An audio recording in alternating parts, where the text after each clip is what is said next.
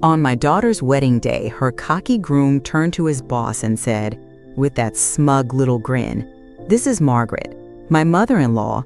She's basically unemployed, a sweet nobody." The music kept playing, but every conversation around us died. His boss stared at me, then smiled, extended a hand, and said, "Good to see you again, partner." Then he turned back to Daniel. "You're fired." The color drained from Daniel's face. His jaw moved, but nothing came out, just the quiet sound of his own undoing. I didn't gloat. I didn't even flinch.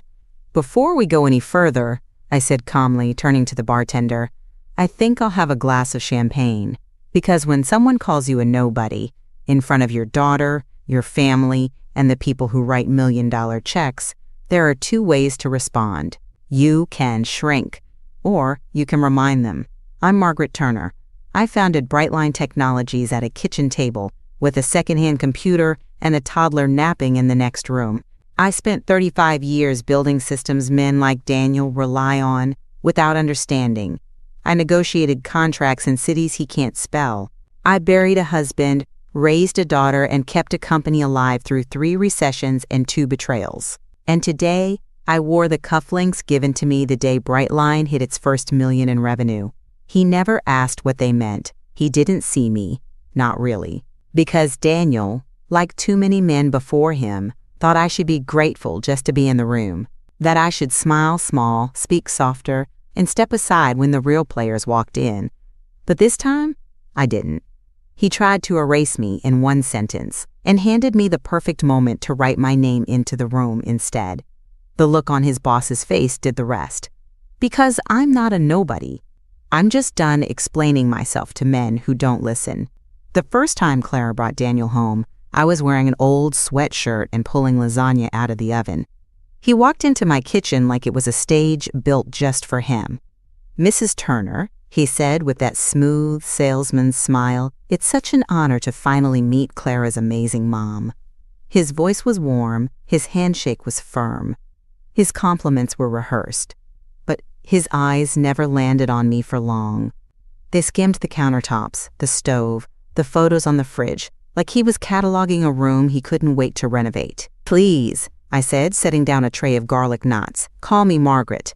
"Of course," he said, still smiling, already turning his attention to the wine bottle. "Clara's told me you're the backbone of the family, always here to help. That's so important." "Always here." That one stuck in my ribs a little. He poured himself a generous glass of Chianti without asking, then complimented my cozy little kitchen, the same way someone compliments a child's drawing, patronizing, but with a smile that makes it hard to call out. I watched Clara. She wasn't relaxed. She was alert, overly attentive, laughing too loudly at things that weren't funny. At dinner, Daniel launched into a monologue about his job at Ardent Dynamics. Fast-paced, competitive, relentless, he said, like he was trying to impress a panel of judges. His tone was full of pride, but every sentence had an edge. "I always tell people, the world's moving fast. You either innovate or you fall behind." He glanced at me as he said it, just for a second. I said nothing. He didn't ask what I did or what I'd done. Instead, he turned to Clara and said, "You're lucky, babe. Not everyone has a mom who can just stay home and make fresh pasta on a Tuesday night." Clara flinched. I smiled. "Oh, I keep busy," I said lightly. "I'm sure," he replied, not listening. "Clara says you've had some kind of business background, right? That's awesome. And hey, retirement's the goal, isn't it?" He meant it as a compliment. I could tell by the way he flashed his teeth and tapped his Rolex like he was showing off a trophy. But his words weren't compliments. They were sandpaper. That night, after they left, I stood in the quiet kitchen, staring at the empty chairs and the wine-stained napkin he'd left on the table. He thought he'd been charming, polished, in control. But what I saw was a man so unsure of himself that the only way he could shine was by dimming everyone around him. And tonight, that included me. A week after their engagement, Clara invited me to dinner at the Harrington Club. Daniel's choice, of course. One of those places where the menus don't have prices and the waiters call you madam with the same dead eyes they'd give a corpse. It was all marble floors, oversized floral arrangements, and soft jazz designed to impress people who already thought too highly of themselves. Daniel was in rare form that night. Smug, rehearsed, overflowing with the confidence of a man who thinks a proposal is the same thing as a promotion. He stood up before dessert, glass in hand, and tapped his spoon against it with theatrical flair. "If I could have everyone's attention," he said. "I just want to say how lucky I am to be joining such a wonderful family." Clara beamed at him. "I tried to smile," he continued. "Clara is brilliant, beautiful, and, let's be honest, way out of my league. And Margaret," he said, turning to me with that same salesman smile, "you raised an incredible woman. I know things haven't always been easy. But don't worry, Clara. I'll take care of your mom." The room quieted. "She doesn't have much," he added casually, "but she won't be a burden. We'll make sure she's comfortable." I didn't blink. Not then. I just set down my fork and folded my hands in my lap. My entire career, I've heard men say vile things with a compliment stapled to the end. Daniel was no different. He wanted to be praised for his generosity. Generosity that hadn't been asked for, wasn't needed, and reeked of pity disguised as nobility. Clara laughed nervously. "Daniel," but he was already clinking glasses and calling for dessert like he'd just cured a disease. No one said anything, but I felt it. That strange, heavy silence that settles in when someone's mask slips and everyone pretends not to notice.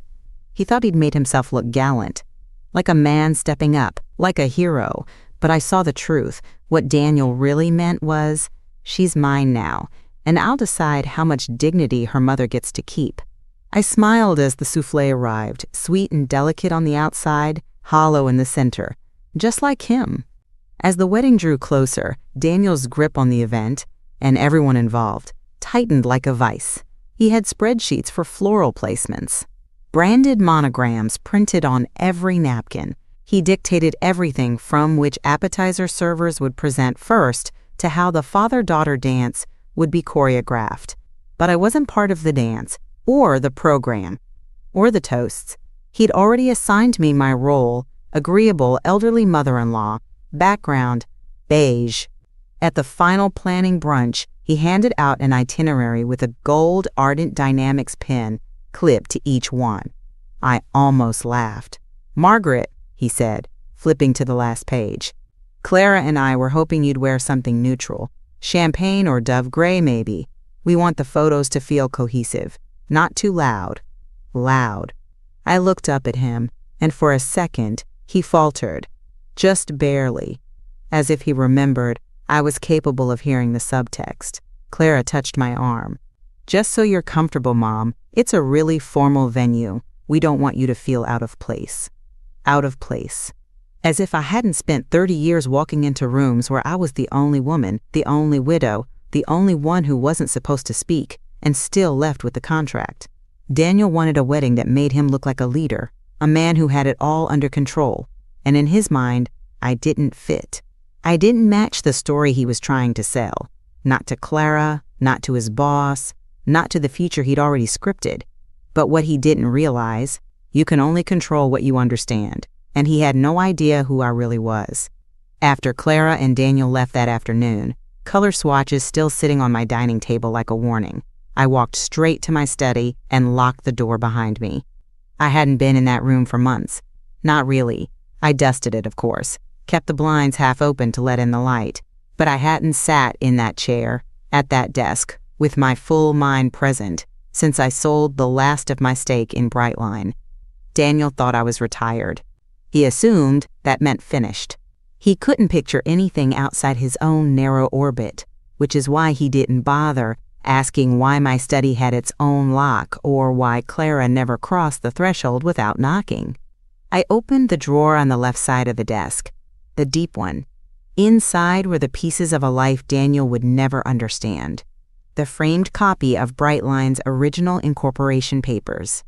A plaque from the National Systems Consortium, Margaret Turner, Lifetime Achievement in Innovation, 2009, a hard drive labeled simply, Contracts, and a pair of custom sterling cufflinks engraved with the Brightline logo. A gift from my engineering team, the day we crossed $50 million in revenue. I held those cufflinks in my palm for a long time. Daniel had no idea who he was talking to when he told me to, quote, dress modestly. He had no clue the man he was desperately trying to impress. Mr. Carter used to call me personally during every market crisis in the early 2000s, asking if Brightline could stabilize their systems fast enough to avoid SEC violations. And Clara, my own daughter, she'd said nothing. She sat beside him and watched him trim me down to something neat and forgettable. Maybe she thought it was easier that way, to let me fade into a soft, mother-shaped shadow, not a woman with legacy and sharp edges. But I wasn't angry with her, not yet. I understood how Daniel operated. Charm first, control second. Clara had simply adjusted to survive him. But I wouldn't. Not now. Not ever again. I picked up the cufflinks and polished them with the corner of an old Brightline t-shirt.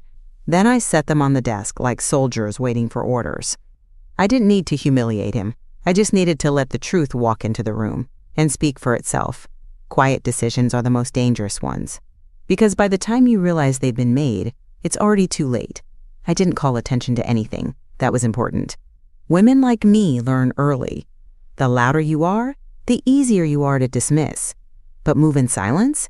They won't see you coming. The morning after I opened that drawer, I made a single phone call to Mr. Duncan at Becker & Lowry, my former corporate attorney. We hadn't spoken in over a year, but he picked up on the first ring. "Margaret Turner," he said, and I could hear the smile in his voice. "I was beginning to think you'd actually retired." "Almost," I said, "but not quite." We spoke for exactly 17 minutes. I didn't need long. Just clarification on some intellectual property I still owned, and confirmation that, yes, technically, my name was still listed as co-founder and principal systems architect in Brightline's legacy filings. It had never been removed. I asked him to send me a summary in writing, just in case. Then I went shopping. Not at a department store. I didn't need to be styled or fitted. I knew exactly what I was looking for. A charcoal gray suit. Not black. Too grim. Not beige. Never again. I found one with clean lines and a soft drape, structured shoulders that made me stand taller without trying. I didn't need sequins or silk, just sharp fabric and quiet authority. At home, I pressed it myself. The cufflinks went into a small velvet box, tucked beside a silver watch Clara had given me on her 30th birthday. I polished them all, slowly, as if I were restoring not just metal, but memory. And then, the finishing detail. My business card. I hadn't touched them in years. They were stored in a slim box in the back of my file cabinet. Margaret A. Turner, Strategic Systems Consultant. Founder, Brightline Technologies. I took one out and slipped it into a blank envelope. It wasn't for Daniel. He didn't deserve that. It was for Mr. Carter. If Daniel was planning to parade me in front of his boss as some poor, retired woman in soft colors, I'd give them exactly the moment he wanted. Except it wouldn't go how he imagined. Daniel thought the wedding would be his launch. The moment he cemented his image, climbed the ladder, claimed the prize. He'd invited power into the room without realizing it was already sitting across from him. And the only thing more dangerous than underestimating a woman is doing it in public. The rehearsal dinner was held at some upscale steakhouse. Daniel swore by dark leather booths, dim lighting, and menu prices that made everyone pretend not to look. He held court at the head of the long table, drink in hand, sleeves rolled just enough to show off his watch. Clara sat beside him, visibly exhausted, smiling too much. I watched her laugh at things she didn't find funny. Again, his colleagues from Ardent were there. All Daniel's age. Polished. Loud. Exactly the kind of audience he performed for best. I'd barely touched my food. "Margaret," Daniel called down the table during dessert. "Tell us a bit about your lifestyle. You must be happy just to get out of the house. Retirement must be so boring." It was said like a joke, but the tone wasn't playful. He wanted them to laugh at me, to remind them I was someone who used to be something once. The silence that followed was louder than his voice. I set down my fork and looked him straight in the eye. "Be careful with assumptions, Daniel," I said, my voice calm and level. "Tomorrow may surprise you." He blinked, smiled like he didn't hear me right, or didn't understand. Clara looked up, startled. She knew that tone. One of his friends tried to pivot. "So Daniel, tell us again about that Singapore deal?" The moment passed, but not for him. He laughed too quickly, grabbed his drink, and started talking over himself. But he didn't meet my eyes again.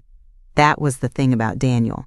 He could dish out mockery all day long, but the minute something didn't fit the script, he lost his rhythm, and I'd just knocked him half a beat off tempo. After dinner, as people filtered out, I caught Mr. Carter glancing at me. His gaze dropped briefly to my cufflinks. Then he looked back up and nodded. Just once. Recognition is a powerful thing. Daniel thought he was introducing me to power. Tomorrow, he'd realize he was sitting next to it all along. Weddings have a strange way of revealing people. Daniel had been checking his reflection all morning. I arrived right on time. Not early, not late. I wore the charcoal suit. Crisp, quiet, commanding. The cufflinks caught the light just enough to make certain heads turn and wonder. The ceremony was held on the vineyard lawn. Rows of white chairs, candles in tall glass cylinders, and a string quartet tucked under a flowering arch. It was tasteful, expensive, exhaustingly curated. Clara stood at the altar in a gown so beautiful it hurt to look at. For a moment I saw her as she was at 6 years old, hair in braids, Band-Aids on both knees, asking me if I thought stars made noise when they blinked. Now here she was, my baby, my only child, glowing for everyone, trembling just for herself. She had asked me to walk her down the aisle. Her father had passed too young. "There's no one else I want," she'd said. And I had smiled and said, of course. But part of me wondered if she'd still feel that way once Daniel was done molding her into whatever he believed a wife should be. The music started. Everyone stood. Clara took my arm, and together we walked.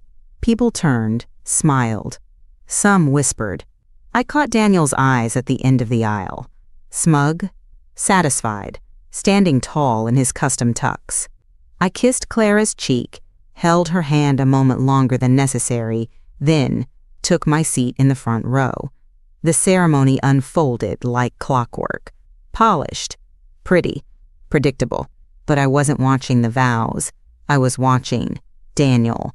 Every smile, every calculated gesture. He looked like a man performing for a boardroom. One who believed this day, this bride, was proof he'd arrived.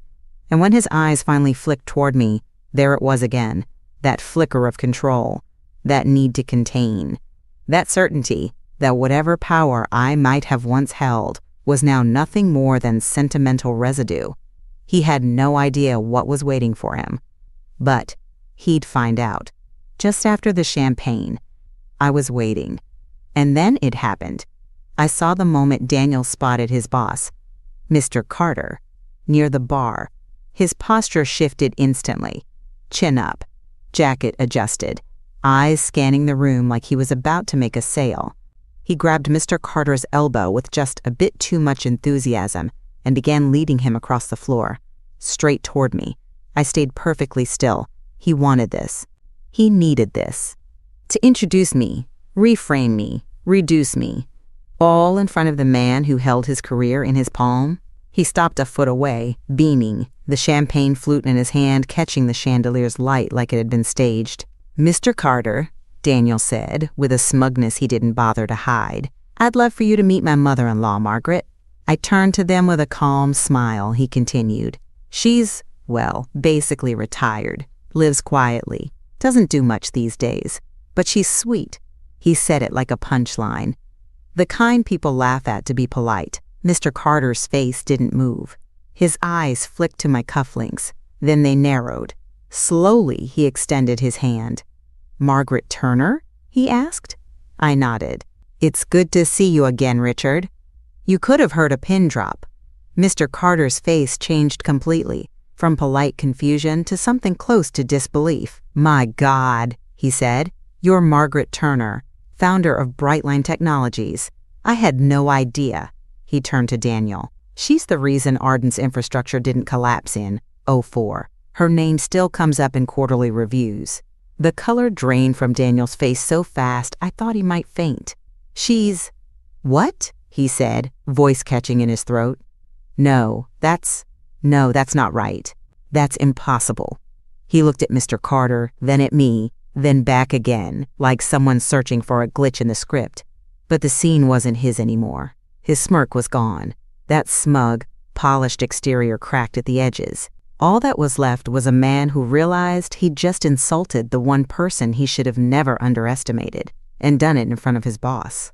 He tried to recover, tried to laugh, like maybe this was some big misunderstanding. "You're talking about her?" he asked again, pointing at me with a little too much urgency. "I mean, sure, Margaret's great. I just didn't know she used to be. No, that's impossible." He stopped himself, swallowed. Used to be. Even now, he was scrambling for a way to keep me small. And still, I said nothing. I just stood there, the cufflinks catching the light again as I folded my hands. Let him sweat. Mr. Carter turned to him sharply, suddenly stone. "Impossible," he repeated, his voice loud enough to turn nearby heads. "Margaret Turner's innovations kept Ardent from going under in the 90s. You're sitting in your little corner office because of the system architecture she designed." A gasp came from somewhere to my left. Another guest leaned in. The music faltered as the quartet stumbled to a stop mid-song. "You didn't know?" Carter continued, eyes narrowing. "Half the core systems we use today were built on Brightline's early frameworks. Her patent portfolio alone saved us millions in compliance fines. She's not retired. She's a legend." Gasps again, louder this time. Guests whispering, murmuring. I could see faces shifting, recognition, confusion, embarrassment. But not for me, for Daniel. This wasn't rage. This wasn't revenge. This was exposure. Not because I demanded it, but because truth always shows up eventually. And Daniel had spent every second of this engagement building his image on the assumption that no one would ever check the foundation. Now, everyone was staring at the crack. He wanted the spotlight. He just forgot what it reveals. For a few seconds, Clara didn't move. She stood at the edge of the conversation in her white gown, still holding the champagne glass Daniel had given her, untouched. Her eyes were wide, searching every face, listening, processing, and then they landed on him. "You knew," she said, her voice shaking. "You knew who she was."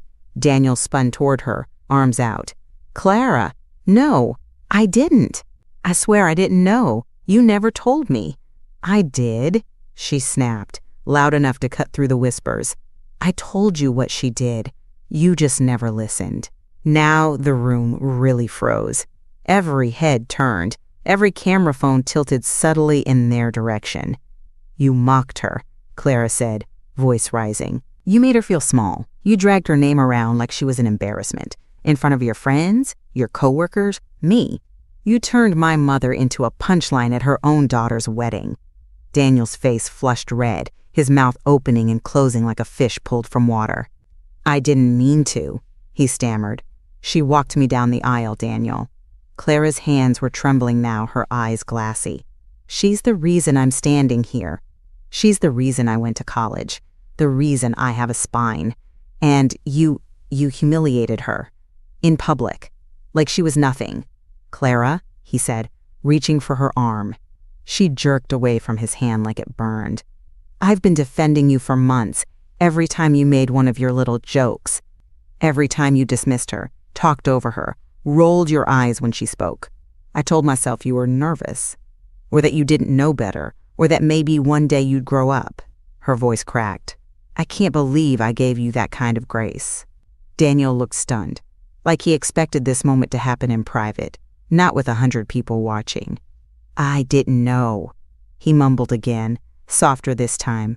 Clara looked at me. For the first time all day, She really saw me. Her jaw tightened. "Well, you do now."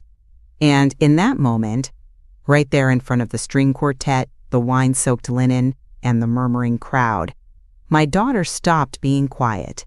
She remembered who raised her. And Daniel finally realized he hadn't just underestimated me. He'd underestimated the woman I raised to never let anyone talk about her mother like that. Not even on her wedding day. It started with a single laugh. Not cruel, just surprised. Sharp, real. A man near the back, one of Daniel's coworkers, I think, turned to the person next to him and said under his breath, he married her daughter and didn't even know who his mother-in-law was, but the mic caught it, and the room heard.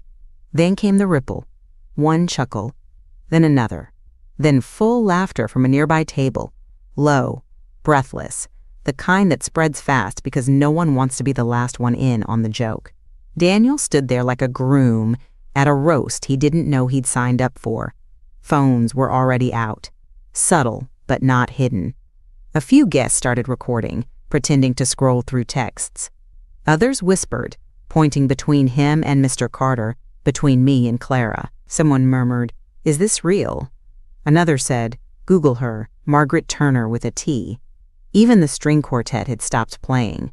One of the violinists leaned toward her stand partner, whispering behind her hand. Daniel looked around, his face crumpling in slow motion. He was sweating now, the kind of sweat that soaks through starch. "This isn't how it's supposed to go," he muttered, as if the script had simply betrayed him. He tried to laugh. "Okay, everyone, let's just get back to celebrating, yeah?" No one moved. Mr. Carter wasn't even looking at him anymore. He was talking to someone from his executive team, gesturing sharply toward the exit. Clara was still standing a few feet away, arms folded, lips pressed into a flat, shaking line. I didn't recognize her expression at first, and then I did. It was disappointment, not the loud kind, the permanent kind, the kind you don't come back from. And just like that, the laughter turned cold. It wasn't just funny anymore, it was pathetic. Daniel had tried to turn me into a footnote. Instead, he'd become one. Right there, in the center of the room, under the chandeliers he paid for, on the day he thought would make him matter, Daniel was being reduced to what he feared most, a man everyone was talking about, but not with admiration, with pity. The laughter faded into a hush, the kind of silence that feels heavier than shouting. And then Carter spoke, not quietly, not discreetly. His voice cut through the murmur like a blade.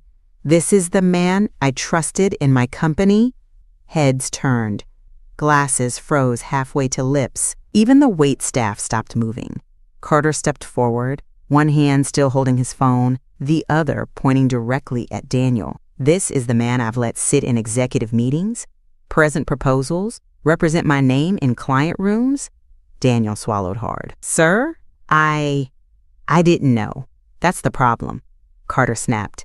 "You didn't know because you didn't care." He turned slightly, gesturing toward me. "You sat at a table with Margaret Turner and called her retired, dismissed, irrelevant. You married into her family and didn't bother to learn who she was. And now you're standing here hoping charm will cover your ignorance." Daniel's hands were up now, pleading.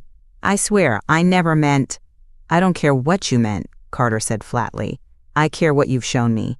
He stepped closer, lowering his voice, but not the weight behind it. "If you can't respect your own family, how can I trust you to respect mine? My company is my family, Daniel, and I don't hand it over to men who lead with ego and ignorance." Daniel looked like he'd been slapped. The room was dead quiet again, not out of politeness this time, but suspense. Mr. Carter straightened his jacket. "We'll speak on Monday, but you should understand something now." A pause. "This is your last chance." And just like that, he walked away. No drama, no door slam, just a clean exit. The kind only a man with power makes. Daniel stood there, alone in the spotlight he had begged for, his boss walking away, his bride turned against him, his guests recording every second of his unraveling. He looked at me again, almost as if waiting for me to say something, to step in, to save him. But I just raised my glass and took a sip. Let him taste the silence he once gave me. Let him feel what it's like to be publicly, powerfully dismissed. Daniel's face crumpled, not just from shock, but from something deeper. The sudden, awful realization that he wasn't in control anymore. He looked around the room like he might find a reset button. None came, and Clara, she was done. She stepped forward, hands shaking, dress trailing behind her, like a ghost of the day she'd imagined, the wedding she tried to make perfect, the man she tried to believe in. "I can't do this," she said, her voice trembling but loud enough to carry. Daniel reached for her. "Clara, wait, don't. Don't what?" she snapped. Her eyes were glassy now, but her voice was fire. "Don't embarrass you? Don't make a scene? You did that yourself." He looked desperate. "Please, just let me explain." She laughed, short and bitter. "Explain what? That you tried to parade my mother around like a charity case? That you wanted people to see you as some great savior while you insulted the woman who made me?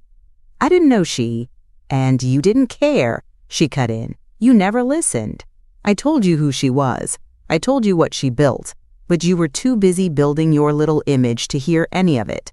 The ring was off her finger before I even saw her hand move. She held it up, not like it was a piece of jewelry, but like it was evidence. A lie she was done wearing. "I won't start a marriage with arrogance, with lies, with humiliation." And then, with a calm so sharp, it stunned the room, she dropped the ring onto the table. It landed with a sound louder than glass, because everyone knew what it meant. Murmurs erupted. Cameras flashed. Someone gasped. One woman whispered, "Oh my God, she actually walked out." Another said, "Good for her." Daniel didn't move. He looked like a man who just realized the building he built was made of wet tissue and wishful thinking. Clara turned and walked straight out, past the caterers, the quartet, the flower arch, without looking back once. No yelling, no slamming doors, just silence and strength. His wedding, the spectacle he orchestrated, the platform he thought would launch him, had become his public unraveling. And as the guests whispered and filmed and slowly started gathering their things, Daniel stood in the center of the wreckage he created, abandoned by the one person who gave him a chance to be more. He didn't just lose the bride, he lost everyone's respect. And that, he'll never get back. I didn't gloat. I just raised my glass, met his eyes across the wreckage of his perfect little stage, and said, calm as ever, "Respect isn't given, it's earned." That was it. No applause, no lecture, just the truth, handed to him the way he never offered it to anyone else. Daniel stood there alone. No bride, no boss, no control. The champagne flutes were half empty. The music had died, and the only thing left echoing was the sound of him being nothing. He'd called me irrelevant, and then introduced me to a room that now couldn't stop whispering my name. I left before the staff cleared the cake. There was nothing left for me there. I didn't need revenge. Just the satisfaction of watching a man bury himself with his own arrogance on the day he thought the world would crown him. Let him stand there. Let him think. Let him remember. His biggest mistake wasn't mocking me. It was not knowing who he was talking to.